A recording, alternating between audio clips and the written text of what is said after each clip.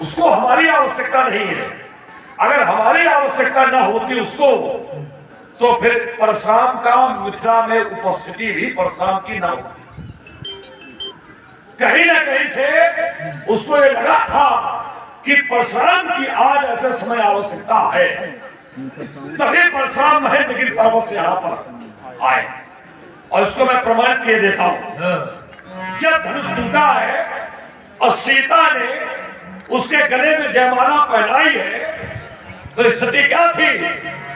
कुछ लोग कह रहे थे सीता को छीन लो, दोनों भाइयों को पकड़ के बांध दो और जनक को जीत लो। तो कुछ राजा ऐसे भी थे जो धनुष तोड़ने वाले के पक्ष में थे और कह रहे थे ये न्याय नहीं है।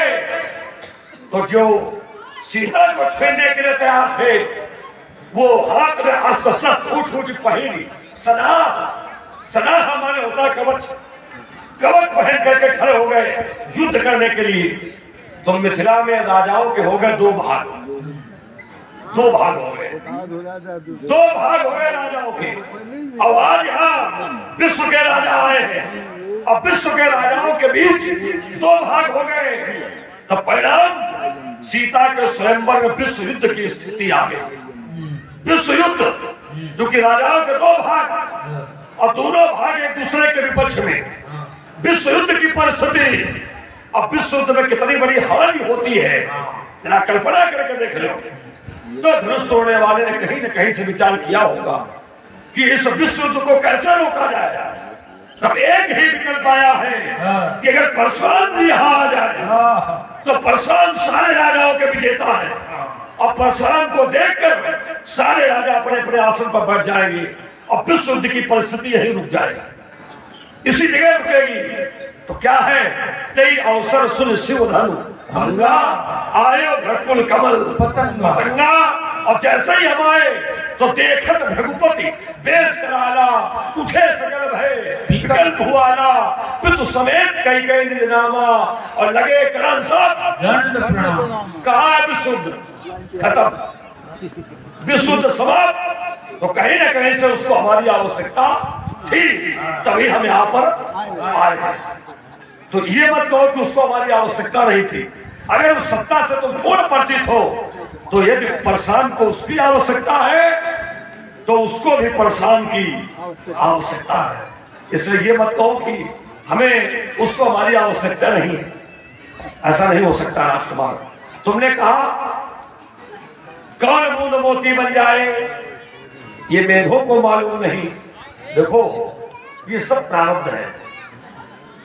किसी भी इंसान को अपने पूर्व जन्म की परिस्थिति पता हो आवश्यक नहीं है। अव्यक्तादि भूतान व्यक्त मध्यान भारत अव्यक्त निधान देव तत्व का परिदेवना ब्रह्मवाणी में कहा गया। जन्म के पहले आप कहाँ थे? जन्म के पहले कहाँ थे? एक ही उत्तर, हम अव्यक्त थे, हमें पता नहीं कहाँ थे। मरने के बाद कहाँ जाओगे? एक ही उत्तर, हम अव्यक्त हैं, हमें पता नहीं कहाँ जाएंगे। तो जब जन्म के पहले अव्यक्त तो मरने के बाद अव्यक्त, तो बीच में हुए तुम केवल व्यक्त, तो तत्व का परिदेवना। इसलिए ये कहना तुम्हारा उचित नहीं है कि कहां से आए कैसे आए, किसी को ये मालूम नहीं। पर एक बात सार्थक है क्या कि हर एक व्यक्ति प्रारब्ध बस कर्म बंधन से बंध करके ही यहाँ आता है, और जिसके साथ उसके प्रारब्ध कर्म जुड़े होते हैं उन्हीं व्यक्तियों से मेल मिलाप होता है, उन्हीं से जुड़ाव होता है। और जिनके साथ प्रारब्ध कर्म नहीं जुड़े होते हैं तो उन व्यक्तियों से हमारा कभी मेल मिलाप होता ही नहीं है। जाने कितने संसार में आते हैं और एक दूसरे से मिल नहीं पाते। मिलते वही है जहाँ प्रारब्ध होता है, वही मेल मिलाप होता है। क्योंकि शत्रु मित्र सुख दुख जग माही, ये सब क्या है? हाँ निलाप प्रिय मिलन भी होगा, कार कर्म बस हो गोसाई, परवश रात दिवस की नाई। इसलिए राजकुमार अब प्रारब्ध परिप्रेक्ष्य पर विचार किया जाएगा तो संबंधों की स्थितियां अलग हो जाएंगी। प्यार जी, बड़ी सुंदर बात याद आ गई, थोड़े शब्दों में कह देता हूं। देखो, संसार में पत्नी हो या पुत्र हो, भाई हो, बहन हो, कोई भी संबंध हो, उसकी उपस्थिति का भान मात्र 4 परिस्थितियों से होता है। जैसे पुत्र को ले लिया जाए, पुत्र पुत्र 4 प्रकार के होते हैं। एक पुत्र होता है जिसको कहते हैं ऋणानुबंधी पुत्र, भागवत रहस्य में बड़ा सुंदर वर्णन दिया गया है। दूसरा पुत्र होता है उदासीन पुत्र, तीसरा पुत्र होता है शत्रु पुत्र, चौथा पुत्र होता है सेवक पुत्र। ये पुत्र 4 प्रकार के होते हैं। अब किसके घर में कैसा पुत्र है परिभाषा हम बता रहे, लगा तुम लोग लेना। हाँ, पहला पुत्र होता है ऋणानुबंधी पुत्र। इसकी पहचान क्या है? अगर घर में कोई ऐसा पुत्र पैदा हुआ जो बाल्यावस्था से ही बीमार रहे और जिस पर बहुत धन आपका लगे, तो समझ लेना ये ऋणानुबंधी पुत्र है। आपने इससे ऋण लिया था, पूर्व जन्म में ऋण चुकाया नहीं था, पुत्र बनकर के घर में आया है और जिस दिन ऋण बराबर हो जाएगा उस दिन वो बीमारी मुक्त हो जाएगा अथवा आपसे संबंध विच्छेद करके चला जाएगा। ऐसी संतान होती है ऋणानुबंधी पुत्र। दूसरा इसको कहते हैं शत्रु पुत्र। शत्रु पुत्र क्या है? जब कोई शत्रु पूर्व जन्म का अपना बदला नहीं ले पाता है तो घर में पुत्र बनकर के आता है और फिर वो क्या करता है? घर की सारी संपत्ति बेच करके सब बर्बाद कर देता है, कुल की गरिमा को मिट्टी में मिला देता है, माता पिता गुजरों का अपमान करता है। अगर ऐसे संतान घर में आ जाए तो समझ लेना ये पूर्व जन्म का शत्रु है जो बदला लेने के लिए हमारे घर में पुत्र बन करके आया। एक होता है उदासीन पुत्र। इसकी परिभाषा ये है कि इसके बहुत प्रारब्ध कर्म नहीं होते, अल्प प्रारब्ध कर्म को लेकर के आता है। इसकी पहचान क्या है? विवाह होने के बाद जो अपनी पत्नी और अपने बच्चे लेकर के किनारे हो जाए और माता पिता जिए चाहे मरे कोई मतलब न रखे, ऐसे संतान अगर हो तो समझ लेना ये उदासीन पुत्र है। और एक होता सेवक पुत्र। इसकी परिभाषा क्या है? ये अपनी सेवा का ऋण चुकाने के लिए घर में पुत्र बनकर के आता है। यदि आप इसको बंटवारे में कम मिल दोगे, इसका अपमान भी किया जाएगा, तो इसकी सोच यही कहेगी कि हमारे माता पिता हैं, इनका सम्मान करना हमारा परम धर्म है। ऐसे संतान हो तो उसको सेवक पुत्र कहा जाता है। क्या बात? ये है पुत्रों की परिभाषा। ऐसी परिस्थितियां संबंधों की संसार की हैं। अगर गहराई से विवेचना की जाएगी तो सारी परिस्थितियां स्पष्ट रूप से हमारे पुराणों से ही प्राप्त हो जाती हैं। इसलिए राजकुमार लक्ष्मण, तुमने एक काव्य पढ़ा है, इससे से जुड़ करके 4 पंक्तियां तुम्हें हम दिए देते हैं।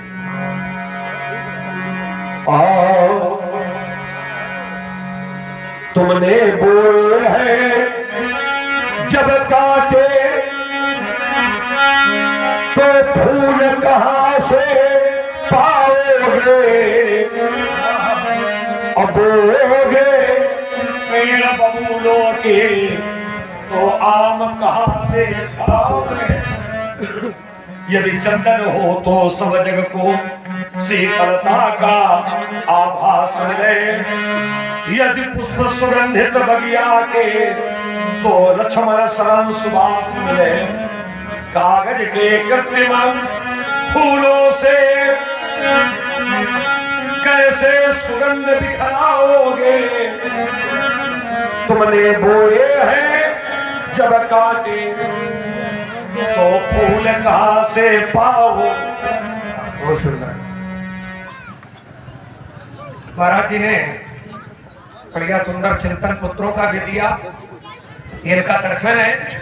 लेकिन हमारा मूल जो आपका बिंदु सर कहा था कि तोड़ने वाला श्रेष्ठतम है, उसके लिए महाराज जी ने कहा था, मैंने कहा था कि उसको आवश्यकता आपकी नहीं है, आपको उसकी आवश्यकता है। तो महाराज जी ने कहा नहीं, मेरी आवश्यकता उसको है। अगर उस सत्ता से लेना चाहते हो तो मेरी आवश्यकता उसको है।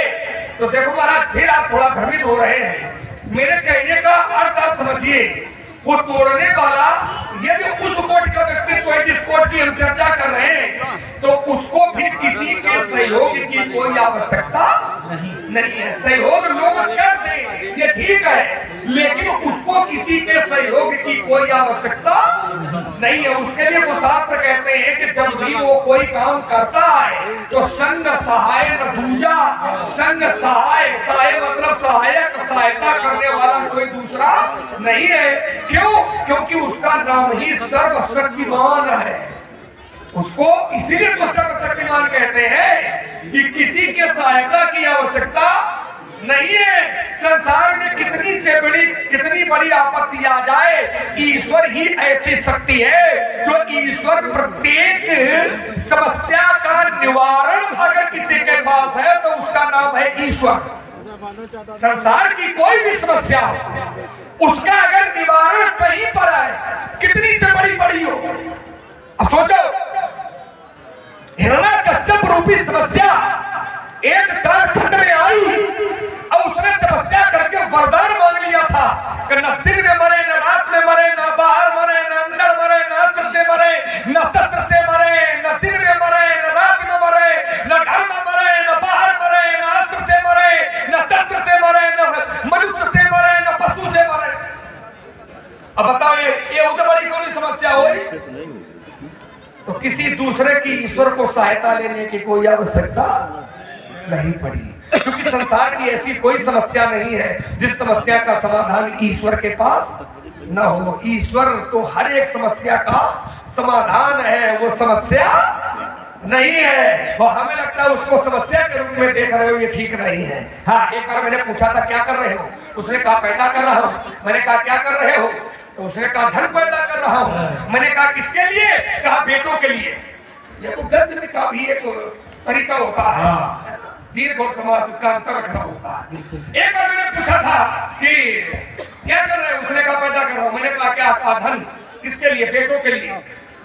बेटे बड़े हुए, वो भी उसे मिल गए। हमने कहा तुम क्या कर रहे हो, बोले मैं भी पैदा कर रहा हूँ। मैंने कहा क्या कर रहे हो, कहा धन किसके लिए, बेटों के लिए। मैंने सोचा जो भी होगा वो बेटों के लिए कर रहा है, लेकिन कोई अपने लिए कुछ नहीं कर रहा है। जबकि एक महापुरुष ने कहा है कि पूत सुपुत तो का धन संचय और पूत कुपुत तो का धन संचय। यदि पुत्र सुपुत्र है तो धन एकत्रित करने की आवश्यकता नहीं है, और बेटा अगर कुपुत्र है तब भी धन एकत्रित करने की कोई आवश्यकता नहीं है। क्योंकि सुपुत्र होगा तो इकट्ठा कर लेगा, और अगर कुपुत्र होगा तो जब इकट्ठा हो आगे लगाते ही। इसलिए मेरी चार पंक्तियां कहनी है आप लोगों के बीच में। क्या है वो,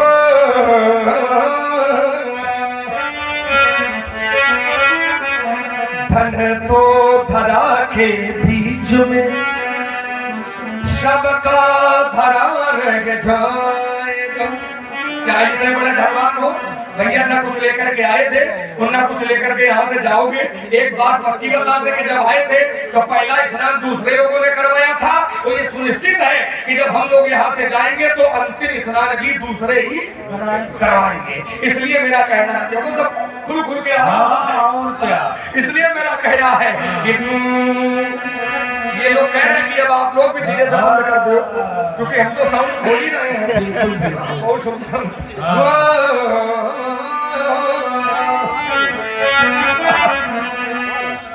तुमका फरसा इनके ऊपर चलाओ चाहिए, धन तो धरा के बीच में, धरा की गीली हो गई जाती, धन तो धरा के बीच में सबका धरा रह जाएगा। पशु भी बंधे रह जाएंगे जब अंत का दिन आएगा। नारी लगे प्यारी तुम्हारी, नारी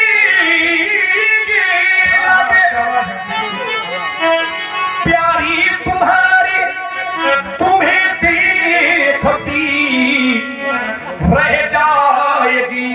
जिस देह पर तू गर्भ करता वो धूल में मिल जाएगी। वैभव तुम्हारा इस जगत में, वैभव तुम्हारा इस जगत में काम कुछ ना आएगा, सब कुछ यही रह जाएगा जब अंत का दिन आएगा। क्योंकि मेरे गुरुजी ने बताया है कि राजा रहा है न रानी रहेगी यहाँ, और ये भवन न रहेंगे न कोई छानी रह जाएगी, वो हम भी ना रहेंगे और तुम सब भी ना रहोगे यहाँ।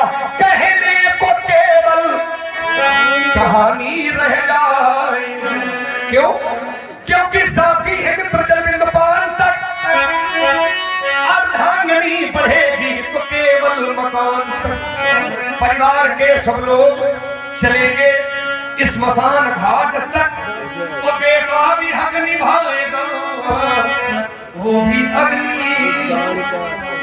इसके तो आगे, इसके तो आगे भैया केवल भजन है रे साथी, इसके तो आगे भजन है रे साथी, और भजन के बिना तू अकेला रहेगा।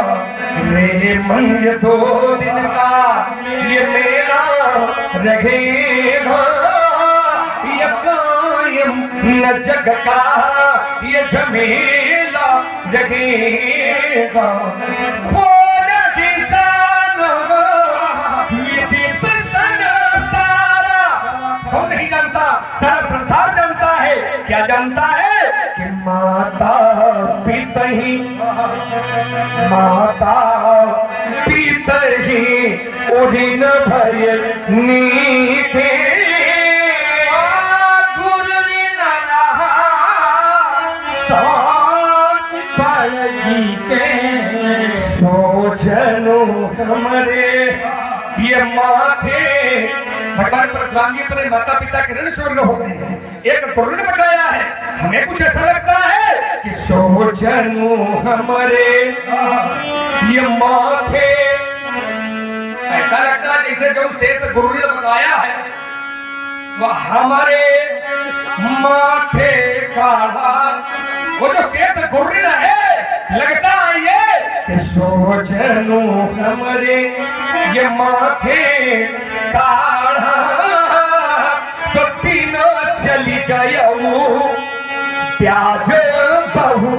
अगर दिन व्यतीत हो रहे तो प्याज बहुत हो जाएगा, इसलिए हे स्वामी जी मैं प्याज नहीं देना चाहता, एक उपाय करो आप। अब हरिया बोली, आप व्यवहार को बुलाओ तो तुरंत देव में थैली हो। व्यवहार को बुलाओ तो थैली खोल करके। व्यास जी, राजा रहे चाहे ना रहे, रानी रहे चाहे न रहे, लक्ष्मण रहे चाहे न रहे, ये लोग रहे और चाहे न रहे, हम थे, हम हैं, हम रहेंगे। मत जिसको मरना हो वो चिंता करे, हमें मरने नहीं। देखो ये भजन के लिए संकेत जो लक्ष्मण ने किया है, ये उचित है कि भजन हर एक व्यक्ति को करना चाहिए।